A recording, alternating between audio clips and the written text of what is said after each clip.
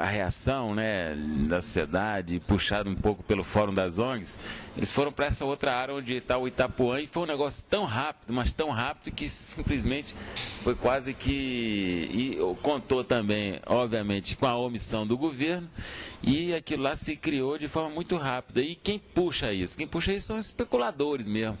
A gente verifica os primeiros que chegam numa área como essa, eles já vão delimitando lotes com barbante. Dali a 2 dias já estão vendendo essas áreas, porque chegam outras pessoas, né, que precisam de moradia e já compram desses que já fizeram a primeira demarcação. Né? Um negócio muito doido essa questão das invasões aqui no Distrito Federal. Então, é numa área totalmente inadequada. Uma área de produção de manancial, ela serve para poder estar armazenando água da chuva que vai para o lençol freático e que abastece os nossos rios e córregos que não são muito caudalosos, como a gente falou aqui no início. Outra situação muito problemática foi aquela da estrutural, que também localizada numa área totalmente inadequada, do lado do lixão, do lado do Parque Nacional de Brasília. O Parque Nacional de Brasília, que contém a barragem de Santa Maria, que fornece água para 500 mil habitantes aqui no Distrito Federal.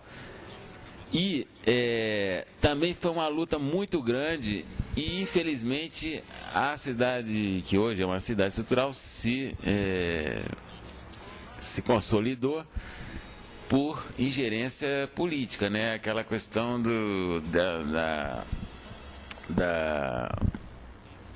prática, né, que se instalou aqui no Distrito Federal, que a gente acha completamente equivocada e puramente de interesses eleitoreiros, puxada pelo governador Roriz. Então eu acho que o Roriz, ele foi, a meu ver, o grande causador da destruição do projeto de Brasília e da questão ambiental mesmo, porque no momento em que ele começa a estar ou incentivando ou se omitindo na ocupação aqui do Distrito Federal, realmente pode. A estrutural, quem colocou a estrutural lá foi o governo Cristóvão. Ela estava aqui em cima, era o lugar, o Cristóvão que tirou as pessoas e colocou lá. Aquilo lá realmente teve um problema sério lá na época do governo Cristóvão. Estava embaixo, depois passou para a parte de cima, depois voltou para de baixo. Mas teve todo um processo de votação na Câmara Legislativa sobre se seria ou não possível ter a cidade. Foi derrubado e políticos da oposição, puxado pelo Zé Edmar e a turma, conseguiram manter aquilo lá. Realmente foi problemático. Acho que naquela época, se o governo Cristóvão fosse um pouco mais forte, poderia ter evitado aquilo lá, você tem razão. Mas é uma situação que já vinha dentro de uma prática anterior, né? Que era uma coisa complicada, está aí diversas cidades que foram criadas, atraiu muita gente de fora mesmo. E Brasília não era para ter o tanto de gente que tem hoje. 2 milhões e 300 mil habitantes não era para ter essa quantidade de gente aqui no Distrito Federal. E, obviamente, essas pessoas estão em locais, muitos deles inadequados do ponto de vista ambiental. E aí tem o problema realmente sério de moradia das pessoas que vêm de outros lugares, pessoas de baixa renda, mas também tem a questão dos condomínios, muitos deles localizados em áreas também inadequadas do ponto de vista ambiental. E aí já é uma questão da classe média, né, que foi comprando áreas de esses especuladores, enfim, muitos na boa fé mesmo, outros nem tanto, né? E que hoje está se tentando resolver essa questão. Mas eu diria que a maior parte dessas situações foi a omissão mesmo do governo ou a ação mesmo de incentivo, né? Então, assim, quando a gente coloca, né, o Fórum das ONGs Ambientalistas, que já vem colocando há muitos anos que o principal problema ambiental no Distrito Federal é causado pela ocupação desordenada, isso daí é uma coisa muito séria mesmo. Se a gente não atacar esse problema do ponto de vista de estar tentando fazer o mínimo de ordenamento do território, Brasília realmente vai ficar insustentável daqui a alguns anos. E aí é um problema muito sério mesmo, essa questão da ocupação. E o que a gente verifica é que ainda há, por parte de alguns políticos, essa prática mesmo de estar incentivando invasão, de estar se incentivando ou mesmo fazer pressão para que determinadas áreas sejam transformadas em setores habitacionais.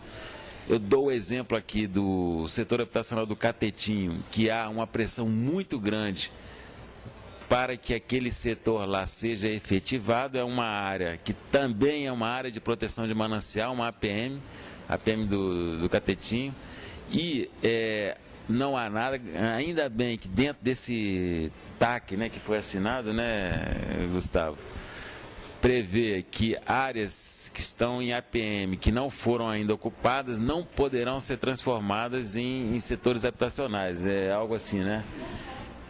Em função disso, o setor do Catetinho não iria acontecer. E o que seria muito bom, porque o pessoal tem mania de ficar iludindo a opinião pública, dizendo que há uma demanda, né, por mais moradia, por espaços para serem ocupados. Isso é uma grande inverdade. No caso da classe média, só no plano piloto, Asa Norte, Asa Sul, se for pegar, uma vez eu estava assistindo uma palestra do Bassu, né, que já foi presidente da RACAP, dizendo que a quantidade de apartamentos desocupados, se somar com lotes desocupados do Lago Norte e Lago Sul, se somar com projeções que ainda precisam ser feitas lá em Águas Claras, e ainda com a proposta do Noroeste, esse papo de dizer que Brasília ainda precisa de um outro setor é totalmente furado. A gente não pode cair nessa. Então, eles colocam isso para justificar, por exemplo, a construção do setor habitacional do Catetinho, que é uma coisa absurda de grande também. A gente vai ser mais 60 mil pessoas morando ali naquela área. Então, Brasília realmente vai ficar um caos se começar essas... E isso preocupa muito porque lá na discussão do PEDOT na semana passada, o deputado Batista das Cooperativas coloca essa questão do Catetinho como ponto de honra do mandato dele, dizendo que aquele setor habitacional vai ter que sair para poder atender as cooperativas e blá, blá, blá, blá. Então, realmente é muito problemático isso, e a sociedade tem que agir de forma muito forte nisso, né? Então, o que a gente acha é que essa questão da ocupação desordenada, ela tem que ser atacada como prioridade mesmo. Se a gente quiser ter uma qualidade de vida boa agora e no futuro, a gente tem que atacar esse problema. Então, esse problema resolve-se através do PEDOT, tá? E o Plano de Ordenamento Territorial do Distrito Federal, e ele tem que ser um plano que realmente possa atender, obviamente, a demanda por moradias, mas também atender a questão da preservação das áreas de cerrado, dos recursos hídricos, e isso tem que ser obedecido. Isso é transformado numa lei, né? E que tem que a sociedade ficar ciente, e que os empresários do setor, né, imobiliário, e os políticos também respeitem esse dispositivo.